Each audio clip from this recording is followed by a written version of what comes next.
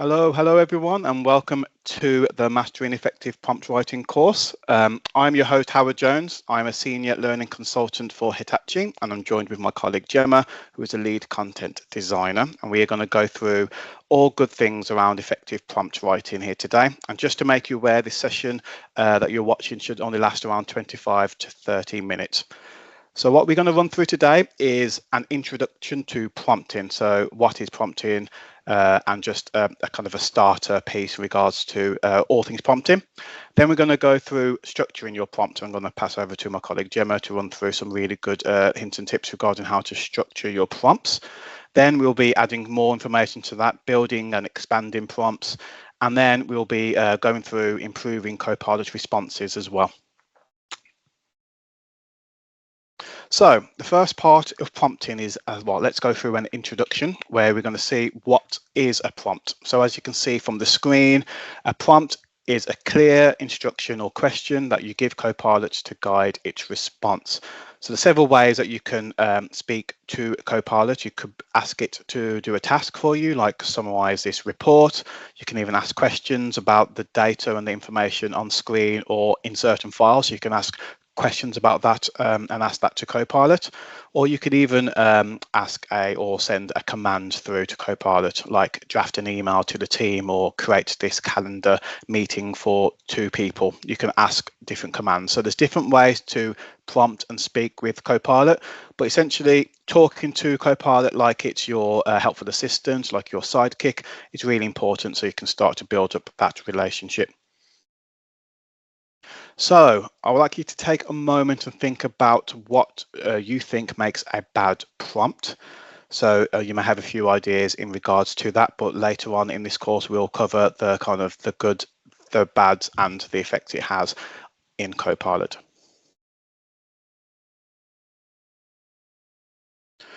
So moving on, I just want to say regarding starting a conversation with Copilot, keep things conversational, so keep it natural. You don't have to stress on a particular order or particular formatting. Copilot is quite really good at picking out your the things that you need to report on or the things that you need to get out of it. You don't have to stress about structure or language or formatting like you may do when you are speaking with Google or search engines, where you need to use specific words. If they're spelled incorrectly, it will give you close matches to what you are trying to find, and it will even try to finish your sentence for you as well. Speaking with Copilot is not like that. If you treat it like a helpful co-worker, as we said before, your sidekick, or speaking to them in a natural language, it will pick up on things. It's got a really good processing tool in there to interpret your query's intent and context, and it can actually form quite a good understanding of what you are asking for using your normal day-to-day speak as well. So some advice before you are starting your prompting journey. We think it's advisable for you to ask yourselves a couple of questions, and we've got 3 examples here. So the first question to maybe ask yourself is, why am I writing this prompt? So just think about the context of why you're asking Copilot and why, what is the context for the ask, and then it will form really a good understanding of what you will need to do when you are prompting Copilot. What you will do with the output of the prompt. So is this going to someone else? What format does it need to be in? What file type? These are things that you can ask yourself before you start prompting. And then, can I extend Copilot's remit to save more time? So just think, actually, if I asked for Copilot for a bit more, would he be able to do it? Will he be able to automate this for me? Just think a bit bigger than maybe the question that you were initially asking yourself. So if you ask yourself these 3 questions before you start, it will really help build up that structure that you need when you are actually speaking with Copilot. So I'm going to pass over to my colleague Gemma now, who's going to go through. I want to do that again. So I'm going to pass over to my colleague Gemma now, who's going to go through some more information regarding prompting. Hi, thank you. Hello, everybody. So now we've thought about kind of creating prompts just in their most basic form. We're now going to look at how to get the most out of prompting. And to do this, we use Microsoft's official prompt framework, which is handily labelled as an acronym GCSE. Apologies to those of you maybe of a certain age that have been educated in the UK, it might be quite a triggering word, but this is a really useful acronym to think about when trying to get some of the more complex tasks done using Copilot. So let's have a look at what each part of GCSE stands for. So G is the goal. What response or output do you want from Copilot? Do you need it? Do you need something in Word form? Do you maybe need a picture? Do you maybe need data? Do you need it to answer a question, or do you need it to give you ideas? All these things are kind of your goal, what you want out of it. Context is also really, really important. Why do you need it and who is involved? Giving Copilot your job title can be really important, as it then understands the perspective that you're coming from, or potentially who you might be giving this to is also really important. So if it's to a manager or if it's going out to somebody public facing, all really, really important. Source, next, S of GCSE, is probably what I would call the key, the golden ingredient to getting the best out of Copilot. It is the source. If you have the full workplace version, so when it's integrated in your Microsoft 365 suite, you can give it your work files, it can access your emails, it can do all of that, it can access team chats and things and draw everything together. We will look at this in a little bit more detail. You can also tell it to go and search for websites and things externally as well. And then at the end there, expectations, how should it respond? Do you need bullet points? Do you need it in a paragraph form? Do you need it in an email presentation, etc.? That will also really help Copilot give you the most useful response it can. So let's have a look at kind of one of those prompts in action. So, for example, I need to let other members of my department know the outcomes of a recent online workshop we ran. Give it the source. Again, you don't have to use GCSE in order as long as the ingredients are all in that prompt. Again, like Howard's already mentioned, speak to it using the language you do and how you would normally structure it. Don't worry about it being in the right order. So use the information from, you can give it a deck, you can give it a survey you might have sent out, and you can also, if you had Copilot turned on in the meeting, very, very handy, you can give it the meeting chat and transcript as well, and it will draw all that information together for you. Goal, what do you need out of it? Write summary notes that explain the main findings, mention any relevant feedback, and suggest 2 or 3 practical improvements for future workshops. Copilot is brilliant on building on what you give it. So whilst it's looking at events that may have happened in the past, it's brilliant at using those projections and thinking about future improvements for you. And expectations, again, it's really good with tone, it's really good with word counts. Just try and be clear. So let's have a look at kind of how to get there from quite a simple prompt. So something that you may or may not have tried, write a blog post about joining the civil service. Quite basic, quite simple. You would get something back, and I've got a demo just to show you in a minute. Or prompt 2, if we try and expand on those GCSE ingredients, 1,500 word, be specific about that goal for a government careers site to help students and early career professionals understand what it's like to join the UK civil service, being much more specific with that goal. The source here again is crucial. Use the civil service careers website and values and standards of behaviour. And then again, like we talked about expectations, thinking about the tone, say honest and encouraging whilst giving practical insights and advice. Just like Blue Peter, here's something I made earlier. So we'll take a look at that first prompt now then. So this is just in a Word document. You can do this straight into Word. You don't have to copy and paste it from a chat. It can do it straight into a Word document if you do have the full 365 suite. So it's already generating something. It's got it in a blog post format. So again, it's broken down into sections. It's chunked up into paragraphs. So again, fairly easy to read. However, the eagle-eyed amongst you may be noticing things like the word paycheck. It's often American as the standard. You have to be specific. It's also writing in the first person. So I have done this. It might not resonate with your audience potentially. And it's quite broad. So it has drawn some things in together, but again, it could be much more specific. So it's written quite a lot, but it's good at being imaginative. So that's also really useful. But let's see how we do with the second prompt instead, thinking about all those ingredients of GCSE. So again, with all those extra specificities, we'll see how it gets on. So Okay, immediately we can see it is much more specific. It is mentioned the UK, and it's also mentioned that target audience that was really, really important. And as you can see here, for those of you that are familiar, it has pulled the actual civil service values into this already. So it has drawn from those sources we've given it, and we know that that is factually correct and up-to-date information, which is obviously really, really important. It's used bullet points a lot here. Again, you may want to tweak the format of this. This is just in draft, but it's also using second person. So it's saying you, it is speaking directly to the reader. So it is much more persuasive in terms of connecting with the audience in this format. So for me, this would be the prompt that I would start building my blog post from. Okay. I'm now going to hand over to Howard for a quick question. Thank you. So after knowing about GCSE and how this acronym can help you structure prompts, just take a look at these options that we have here and see if you could just take a moment and think about which one actually contains all parts of a GCSE. That was mentioned earlier. So it contains a goal, context, source, and also expectations.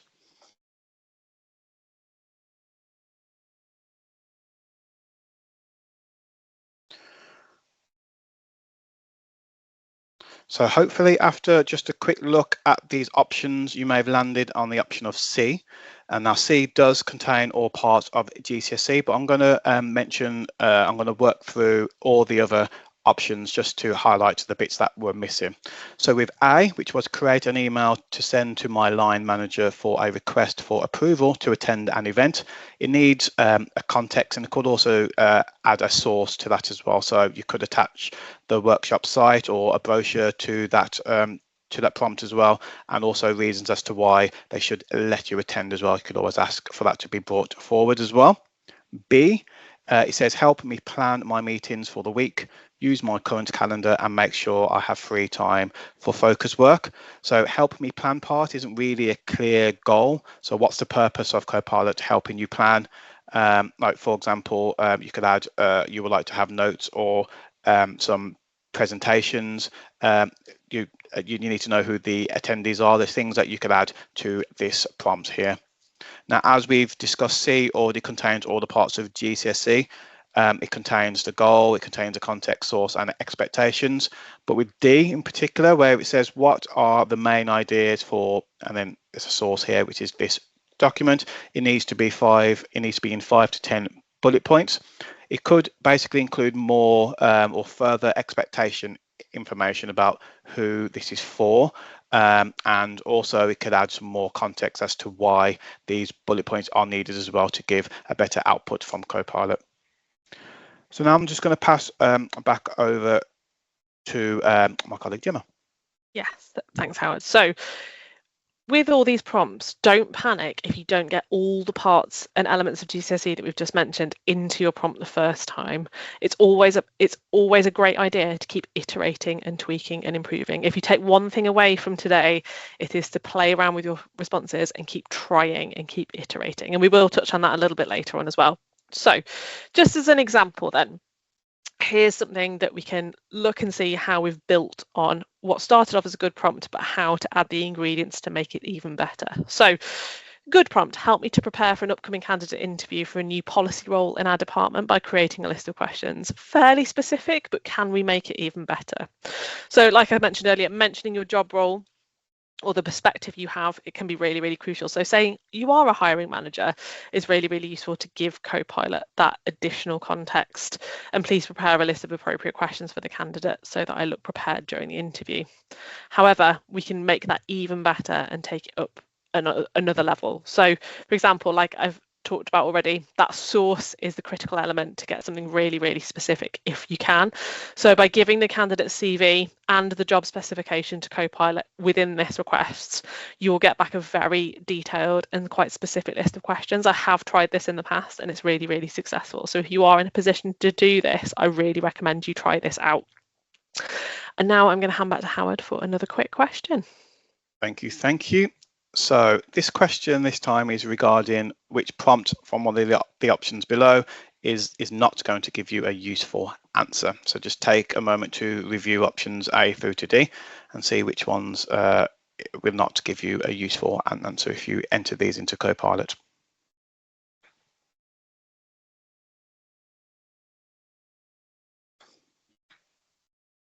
Right, perfect. So taking a look at the answers, and just to make you aware, they all have issues that will that you can improve on, that will give better answers than these initial prompts. So I'm going to talk through them.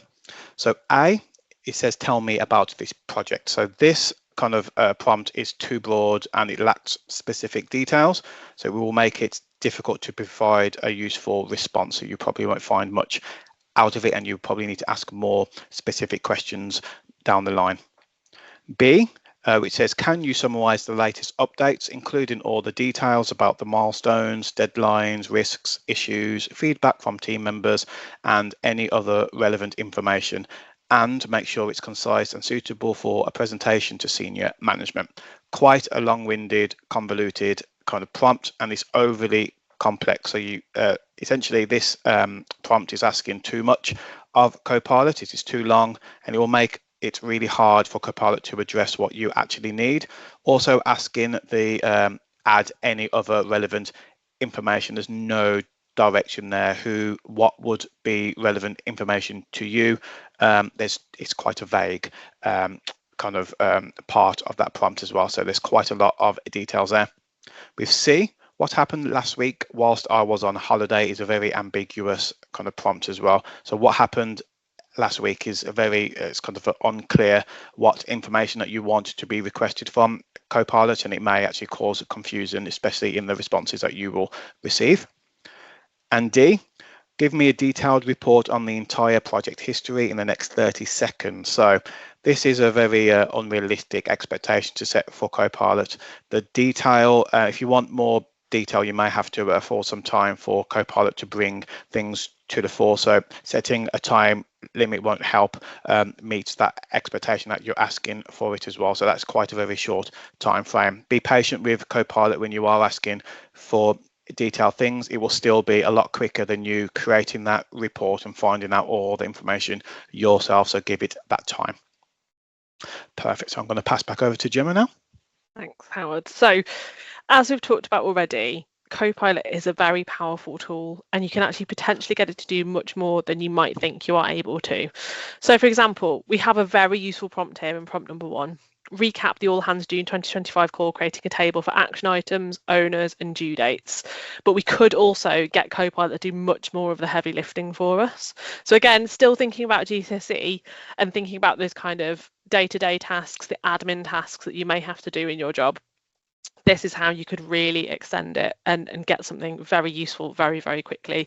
So write a follow-up email to the attendees of the All Hands June meeting with a table showing decisions made, another showing actions and owners, and lastly, a list of considerations for the next meeting. If you give it all that context and the source of information, it will give you something really, really useful. We're now going to look at building on that and improving Copilot responses even further. So to start off with then, as we've already mentioned, do not give up on your prompt if you don't get the information you want. Give it feedback. So very often you can ask it to make it shorter or perhaps in a different format. So I quite often ask for something in paragraph form and then say, actually, oh, I'd like that a bit shorter, or I want it in bullet points. Oh, could that be made more formal or informal, for example? It's really, really useful, and Copilot learns in the conversation. So that's something really, really important to bear in mind. On the other side of that, you can also ask for feedback too. Copilot, this chat is just for you. No one else can see it. It is encrypted, so your IT team can't see the things you're asking it, so don't panic. So even though I work with words as a content designer, I ask it for feedback on things like my spelling and my grammar. And also the tone of the thing that I'm creating is really, really important as well. It's very, very useful in that kind of assistant way. Another way in which Copilot is really, really effective is, as I've already mentioned, imagination. It's fantastic at coming up with lots of different ideas for you to bounce off of.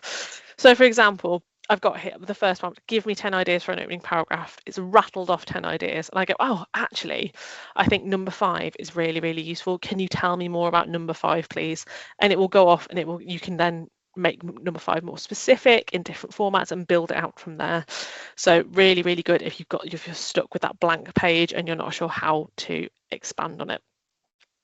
Again, prompt length and clarity really matters. If you write something very generic, huge this first prompt is, write a project plan for the next 6 months to build a new email tool, you'll get something very generic and not very useful back. And conversely, as we've already seen in Howard's little quiz question, if it's too long, AI might not follow all your instructions. It can do all these things that are here in that very long detailed prompt about a comprehensive plan for a new digital transformation project, but you can handle it slightly differently in the rest of the conversation. Also, instead of guessing, if you're not sure, again, with these prompting things, these things take a little time to learn, and you need to learn how you suit having a conversation with Copilot the best. You can ask Copilot as well. So example here, I've said, what do you need from me to help me create a presentation about my project? If you're really stuck, and again, here it's given you lots of ideas around all elements of creating a presentation, and you can build off that with Copilot and give it resources to help you make that even further. This is how you then tackle those huge, really meaty, chunky prompts and get something really useful. So again, a single step approach, again, meeting notes is a perfect place to use Copilot. It's very useful. Writing a summary of the meeting notes will get you something fairly basic, and it will kind of cover all the main elements of the meeting. However, you can make it even more powerful. So you can get it to review the meeting notes and then look at decisions and action item owners and then things like that. You can also get it to put it in a different format. So if you need it in a table, potentially to send out more widely. And prompt number 3 is a little known tip that a lot of people perhaps aren't aware of, but if you have the 365 suite, it will can integrate with your own calendar. It can't see other people's, but it can see your own. So you can add things like calendar reminders or block out time in your calendar using Copilot to review agreed actions, for example, by the 31st of July. I have one little word of warning for you before I pass back to Howard, and that is just to be beware of answers you get, because AI is not infallible and it is still learning.